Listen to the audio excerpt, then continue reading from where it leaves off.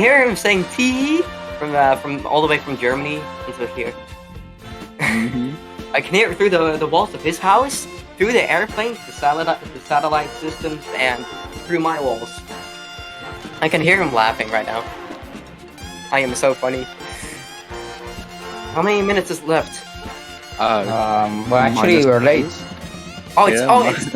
Okay, give me a second. Hold on. Let's Let, start. let me put in the audio. Let's see if it works. No, give me a second.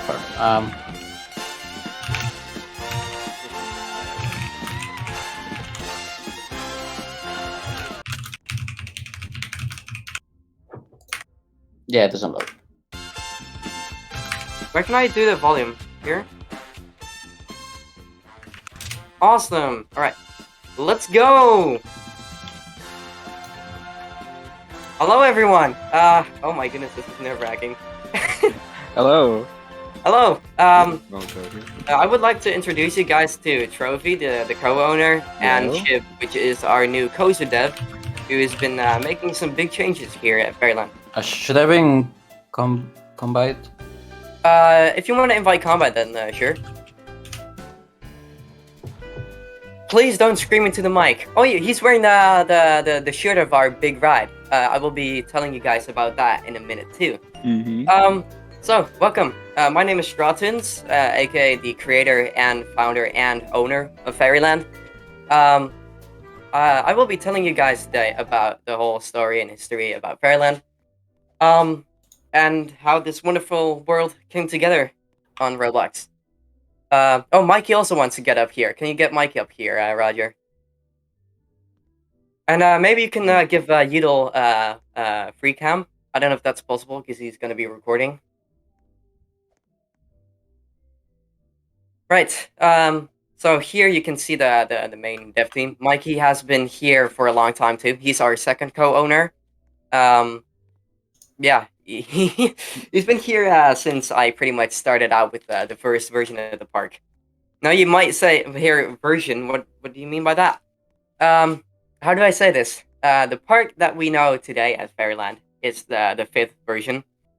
And why is this the fifth version? You may ask. It's kind of a long story. Yeah. So I will be giving you guys a little bit of history about Fairyland. And hopefully you guys will kind of know why Fairyland is special and not just another theme park on Roblox. Because Fairyland is is different than other parks. Yeah. All right, let's get into it. So here you can see some pictures of the park, so you have something to look at. 6 years ago, there was a young little boy. As you know, more than 6 years. What am I saying? 2014. Right. I went to Disneyland Paris as a fellow European, and I got really inspired by the sights that I saw. Uh, yeah, the beautiful view of the castle, and all the music, the wonderful smells around you. I was 8 back then. All right, I was 8 years old, but I was paying attention to every single detail that I saw, and that kind of was the moment for me when I realized like I'm a theme park enthusiast. I want to do something with this passion.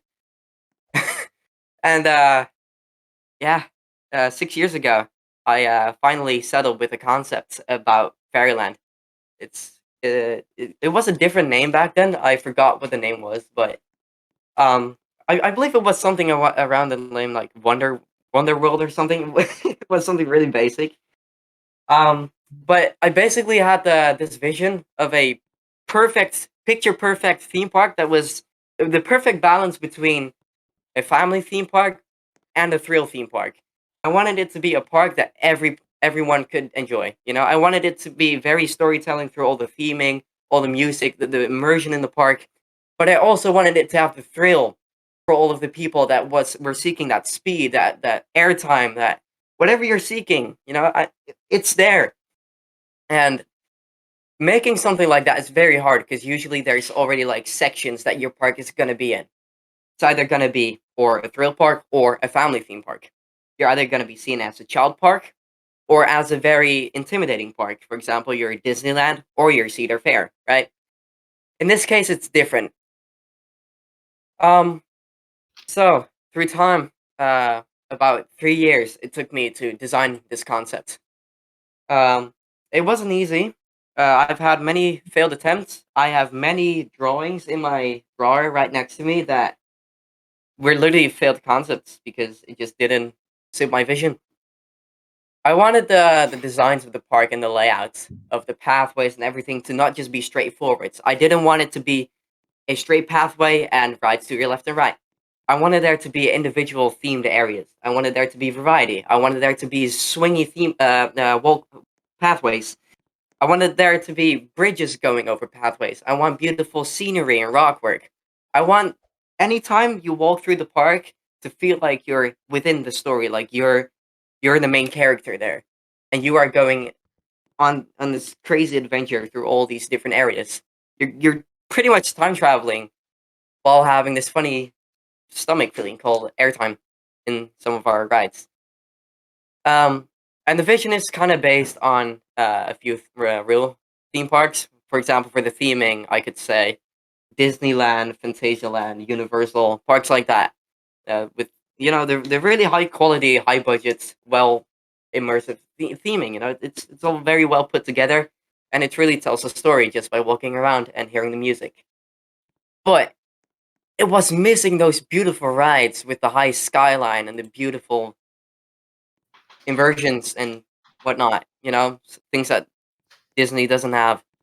So I decided why not just combine those two? And yeah, that's kind of what Fairyland became. Um, so that's that. Then 3 years ago, I was on Roblox Studio, just kind of doodling around until I got a really good design for an entrance, and that kind of motivated me to make a whole park. And then once the park got kind of started gaining more size and more areas to walk around, I realized that this park is getting outdated. I'm building better things now. Things look cheap. I don't want to continue this. Plus, it doesn't suit my vision anymore. So I made a second version. Then the same thing happened. I made a third version. That version was way too Disney. Then I made a fourth version. That version was kind of too standard. It's something that you see a lot on Roblox, uh, with the blocky terrain and the simple layouts. Like you see a lot of theme parks where it's just you have like an entrance, then a small main street, then you have some sort of centerpiece and a pathway going around it, which is literally one pathway with different themed areas. It works perfectly for Roblox. But I want to make a change. I want to show people that immersion is the key to having good theming. I know, Honey H. There's we will be here after the awards. I know. There's a lot of versions of the Fairyland Park. But now we've made it to the fifth and final version of the park. I am glad to present to you the Fairyland theme park and resort as we know it today. You can see we have the beautiful centerpiece of this mountain called Colorado Peak, which is the centerpiece of the park, but also of our main ride called Colorado River Adventure. If you look at Combine Dev's shirt, you can see he's wearing the shirt of the ride that you can find in the shop all the way at the right of the image. Yeah, it's basically one of Roblox's first, longest, and greatest river rapids on the platform right now. Let me see if I can find a picture. Where did the picture go? Oh, it's loading. Can I? What? Can I go to the next image? Why is there only 3 images? I requested more images. This is all Roger, you what did sent you me. do? This is all you sent me. Don't blame it on me. I sent you every ID. That's really weird. Well, now you can see the difference between the first park. The park on the right, that's the park how it used to look like, and the park on the left is what it looks like today. You can Also, see Hop part of the Field old logo. logo. Yeah, the logo. I made that in Microsoft Paint. Yeah, this brings back some memories, and this is also during the time that I met Mikey. Um, yeah, this is really sad because there's no images that I can show here of the river rapids. Oh, what was that? Ooh. Oh, there, there you There go. it You can see it is. now. See? That's the river rapids. Oh my goodness, it's working. Awesome. Let's go. Oh. Yeah, I know that I have to activate Windows. All right, give me money. Thank you. But you can see that I really like round curvature. in my rides and in my coasters. Ship can tell you everything about it because we are working on a new coaster right now. It's called Copperhead's. No, Oh my god. oh, Timber it's Strike. called Timber Strike. Oh my. It definitely doesn't Oh. look like Copperhead Strike. I don't know what you mean. Why are you guys laughing? This is very weird. Because Not at all. it's the name pretty much. You didn't hear anything, all right, guys? You didn't hear anything. But yeah, when I made the plans for that coaster, I already finished the conference. So sadly, I won't be able to show you guys anything about that. But feel free to join our Discord server and just look around there. We will be posting regular updates and announcements about our new rides. But we are talking about Colorado River Adventure here, of course. You can see here's the queue line with some beautiful bridges going over the queues that you just walked over. There's a fast lane and there's the regular lane. Everything works. You can see it's all based around the theming with the beautiful log work, the wooden beams, the metal roofs and stuff. Yeah, I kind of am obsessed with this view. You can see it walking around pathways. That's another thing. I really like making views around the park. Right, this is a big tip for coaster theme park developers out here. If you want this wow factor effect in your park, add places where you can see good views. For example, there's a curved pathway right next to the queue line, and there was a spot that was too small to place any big trees or any big planters. So I just added a few small bushes and one of those fences that you can see at the back there near that green wall, and it gives this really cool effect. I can see people being hyped and stoked to ride this ride. Here you can see a picture of the park at night. Yeah, looks nice. Warm lighting really adds to the whole vibe of the park. We really like this cozy fairyland cottage vibe, but we kind of like to blend in to the different themed areas. For example, fairy tale and lumberjack themes have like both have like these lodges buildings or whatever, like the little cottage buildings basically. They're all really cozy, and I kind of just made the areas like slowly transition into each other. Um, where is the picture that I'm? Oh goodness, that was not supposed to happen. Oh my god. Hold on. Let's ignore that. Oopsie. Um, Funny joke. this is definitely not a joke. I definitely didn't spend 10 minutes making this in Photoshop. Uh, There you go. thank you, Trophy. Can I also shout out Golden developers who spend Yes. hours meticulously Yeah, he animating these spent 10 graphics? hours animating each boat by hand. Anytime it Mhm. rotates, anytime it hits a wall, he did it. And I also want to shout out a few other developers here. Now, Golden developers should be somewhere in the back. Oni H has made way too many logos and concepts and ideas for me. So big shout out to him. He's also the one that inspired me for my little business called Straw Train Stuff. You can also find that in the Fairland booth. I'm selling a few small trains and stuff like that. All made in Blender, fully meshed, stuff like that. Kind of what he does. Continuing with what I was saying on Colorado River Adventure, you can see there's a Skyway ride going right over the ride. We are the first one to release this on a Roblox game. I've seen a few people starting out on them, but we are the first one to have a fully functioning, finalized system. It gives some beautiful views of the park while also going over the rides. There's a lot of different ride interactions. There's parts where you go underneath the track that you just went over. There's parts where different rides are connecting to each other. There's parts where you can walk right next to the park. If you've ever been to a theme park and you can get like really close to like a coaster track and you can like admire every aspect of it, see all the bolts, see all the screws, because you can see all the details. I personally really like that growing up as a kid. I'm from the Netherlands, so I grew up with going to parks like Slagharen or Hellendoorn, stuff like that. And those parks kind of inspired me to do things that I still do to this day. Um, there's like red monorail tracks going through the park soon to be. If you saw that in the old image, there was a red monorail track going through the old parks, and I want to bring that back to this one.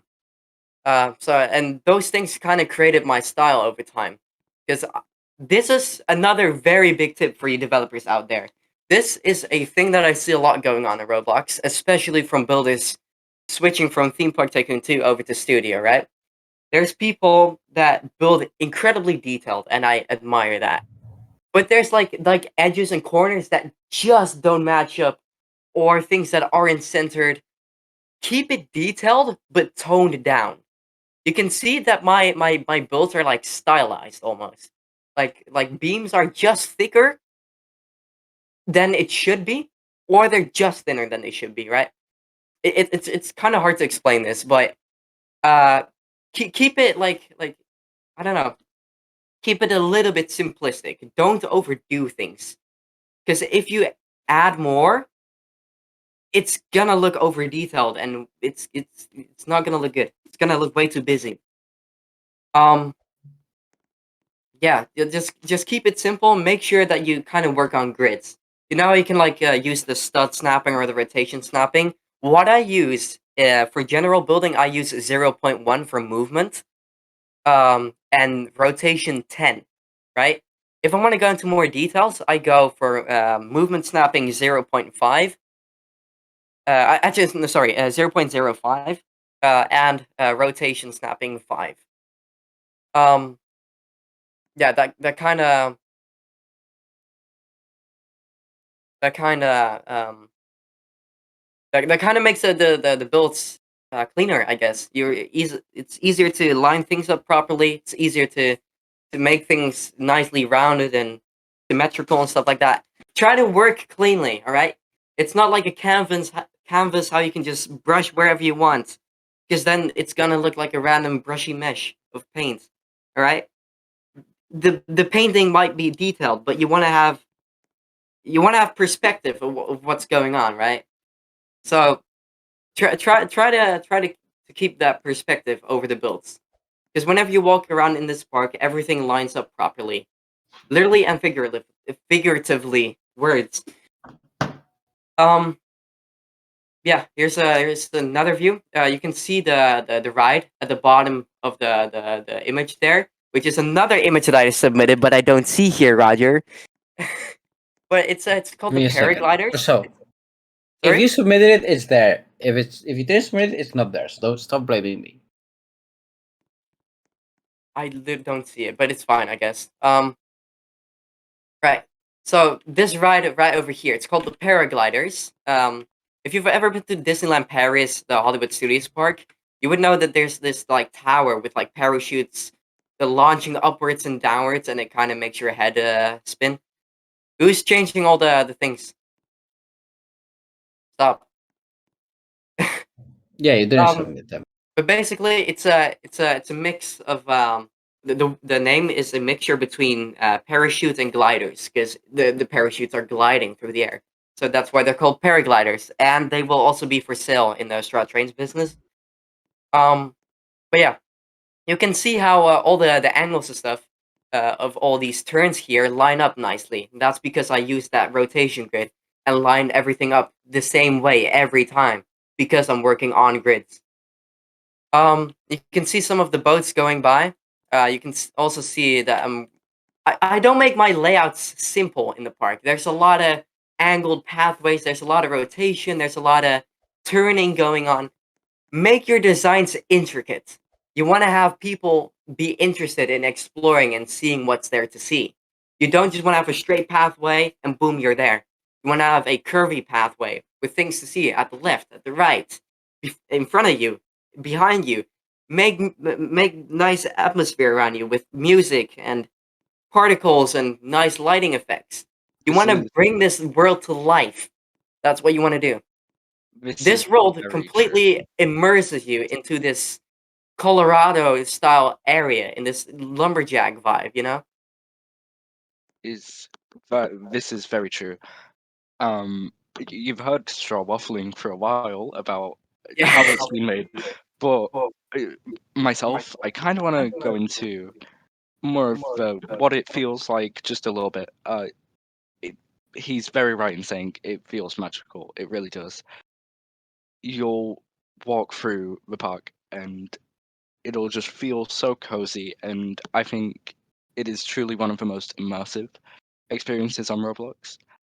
And we're really excited to show you more. I'd really recommend like trying to look at the smaller things in some of these images. Like you might notice over here, there's another area, and you might also notice the Discovery Valley image. All of these, I mean, he was saying with no straight pathways, this is really effective. I don't think there's a single straight pathway in the park, and it's very effective to helping you feel like you're somewhere real. It feels completely different to anywhere else I've ever been in Roblox and even real life. And it is one of the most realistic experiences, I think, as well. Even though it might not necessarily look so realistic, it feels realistic and it feels real, and that's something that I'm very excited for everyone to feel and experience when the park opens soon. So yeah, I'll hand it back to Straw. Thank you. Yeah, thank you for that. Teehee. Of course. Teehee. Basically, another big developer tip here. Make your parks experience based. All right, you can have a great coastal layout, but if the area is just plain grass, nobody is going to care. You want people to look around and be mind blown by what's there to see. Make your track go through destroyed buildings with holes in them. Make those inversions feel special. You want to add that extra element that adds to the whole experience of the visitor. If you do that, people will leave a better review than just going to a Six Flags looking park. No offense. No offense, Salim, if you know what I mean. If you know, you know.